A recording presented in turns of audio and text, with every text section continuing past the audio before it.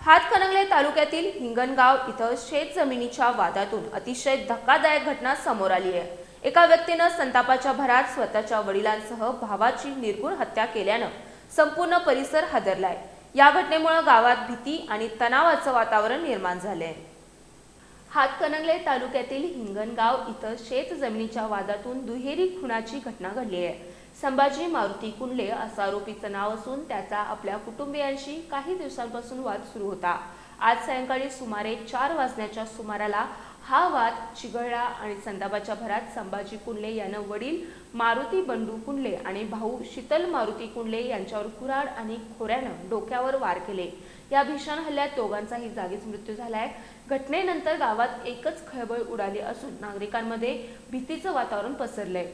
दरम्यान आरोपीनं सायंकाळी 6 वाजण्याच्या सुमाराला स्वतःहून हातकणंगले पोलीस ठाण्यात हजर होत आत्मसमर्पण केले।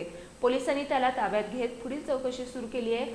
या घटनेची माहिती मिळताच पोलीस निरीक्षक शरद नेमाणे यांच्यासह पोलीस पथकानं घटनास्थळी धाव घेत पंचनामा केला असून पुढील तपास सुरू आहे।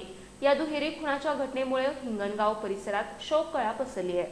पोलिसांकडून या प्रकरणाचा अधिक तपास सुरू आहे।